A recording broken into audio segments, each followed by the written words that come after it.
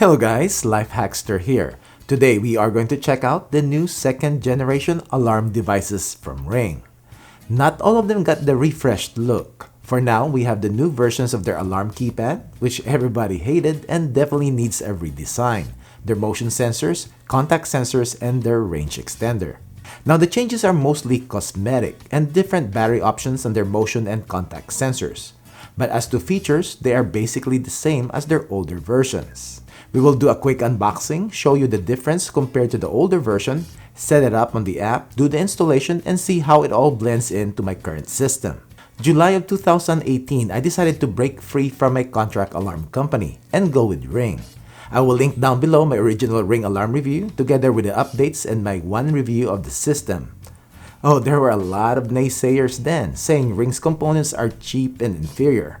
Some say their professional monitoring are not as robust as compared to bigger alarm contract companies. Well, I'll tell you, July of this year, it will be 2 years that I have the system. Nothing has broken yet, and actually I even haven't replaced any batteries of any of my sensors. Even my mostly used door sensors are still green in the app. As to the professional monitoring, it only got triggered 3 times. First time is when I thought I was a gourmet chef in the kitchen. So it triggered my traditional wired smoke detectors and also the first alert smoke and carbon monoxide detector that is compatible with the Ring alarm. Within 14 seconds, Ring called to verify the alarm.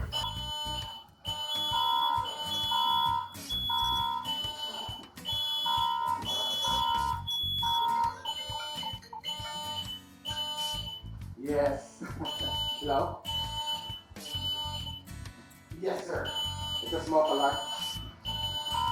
The last 2 times were when somebody in our family, and it is not me, decides to get out early in the morning before the alarm is disarmed. So let's do the unboxing. Let's start with the keypad. Yes, a lot of you, and this includes me, didn't like the first generation keypad. Aside from looking like a Fisher-Price toy, it is really not intuitive, especially the home, away, and disarm buttons. Personally though, I barely use the keypad.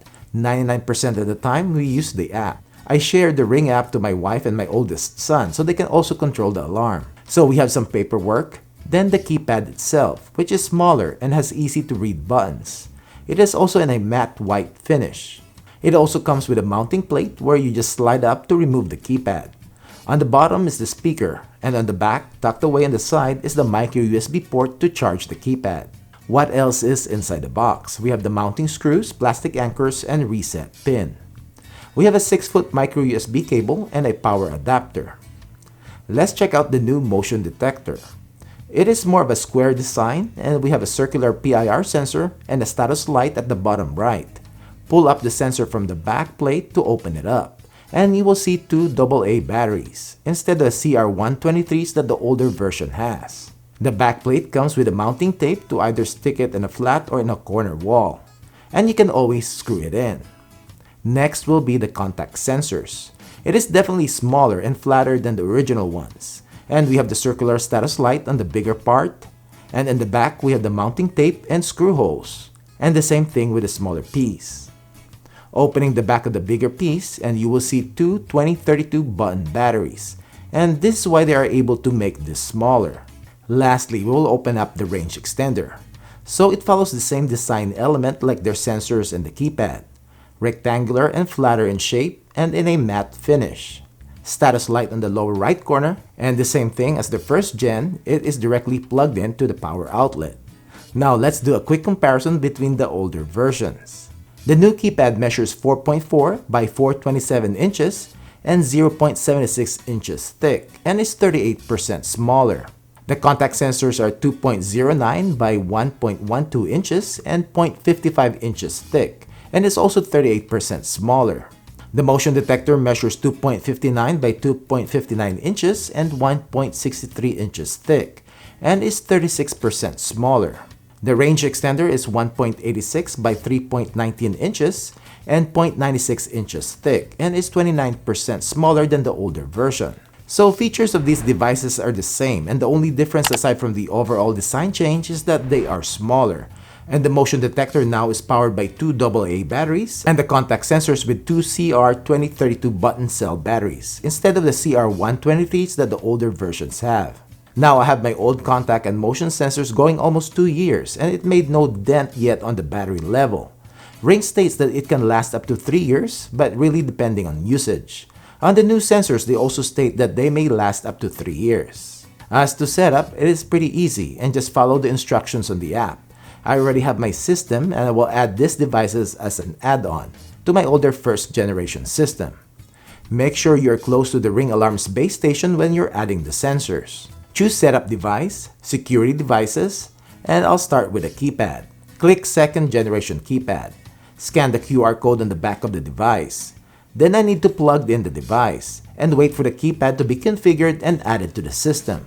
I've added all the rest just by following the app instructions. Time for installation. As to the keypad, the same as their older version, you can install it in a wall or flip back the backplate and you will have a stand that you can place it in a desk or table. Now the main reason why I have the keypad is to cover the hole that my old wired system used. By the way, you can keep this plugged in or just charge the system first and it will last up to 7 months before needing to be recharged again. So I just need to screw in the base plate, which in my setup, I have to drill separate holes. I just slide the keypad down to attach it securely to the wall. As to the motion detector, I install it using the double-sided mounting tape flat on the wall. Ring recommends installing this at least 7 feet high, especially if you have pets. Before I install the contact sensors, I have to install the extender first, which you just need to plug it in between the base station and the farthest sensor that you have, which in my case, it will be the door of my outdoor shed. So I installed the new contact sensor in the door in my shed, and when you open it, I set it so that I'll get a notification. I did install this using screws, and I also realized the Ring didn't provide screws in the package. Same thing with their motion detector. So I'm not sure why they forgot they usually include screws on anything that can be screwed in. I know that it comes with double-sided mounting tape, but I'm not sure why they didn't include the mounting screws. So another thing about the sensors of the Ring alarm is that when somebody tries to tamper with the sensor, you will get a notification. So you will get a notification of a tamper alert. I also installed the Blink XT2 inside the shed, and there's a reason why I decided with a Blink, any Blink camera. There's one feature with the Blink cameras that I need to monitor. Anyways, if you know the answer, first one to comment down below will get a $25 Amazon e-gift card. So just let me know. So let's test out the keypad. But before that, I'll show you how to add the user. So in the settings in the app, click Users. There's the owner and also the shared users, which are my family. So click Add User.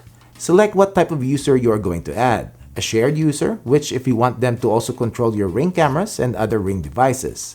And we have guest user, which I'll choose and will let them arm or disarm the Ring alarm using a keypad. I'll name this user Tester. Create access code, which I'll just type in 1234 and click Done. So we are going to test the new keypad. So to arm the system, you just type in the code and then choose which mode, and I'll choose home mode for now. Exit delay started. And there will be an exit delay, which you set up in the settings. And to cancel, just type in your code again.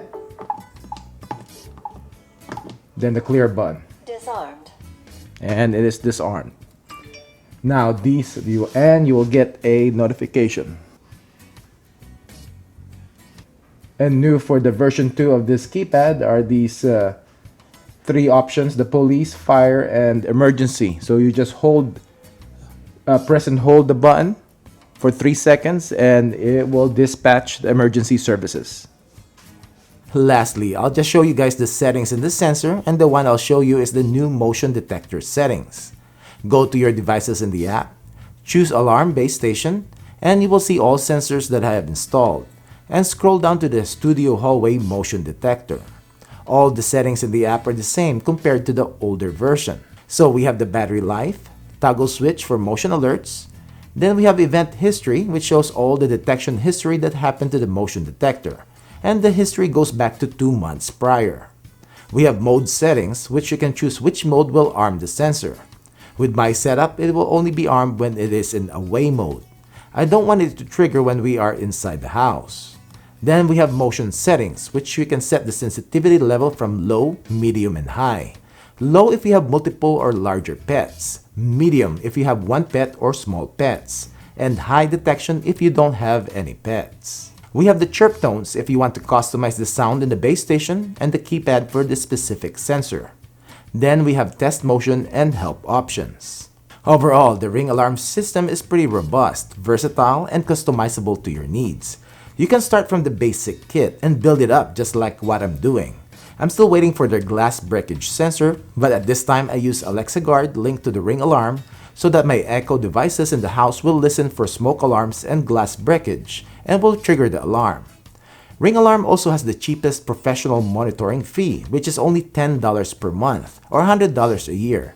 And with this price includes the cloud storage access of all your Ring cameras. Also, I have to say this because I usually get comments about this. The Ring alarm uses wireless frequency for the sensors to communicate with the home base. So if anything that can disrupt that frequency and the sensor loses signal to the home base, you will get an alert. So even if you have a jammer trying to jam the signal, the user will be notified that the sensor is not responding. As to the home base, it has AT&T cellular data and 24-hour battery as a backup if you're professionally monitored, just in case when your house loses power or internet access. All the essential features of the Ring alarm still works when it is in backup mode. Any questions? Comment down below. Thanks for watching and I hope you liked this video. Don't forget to give it a thumbs up and subscribe to my channel if you haven't done it yet. And click the bell icon so as to get notified when I upload product reviews like this video, product updates, comparison videos, and long-term reviews. Thank you.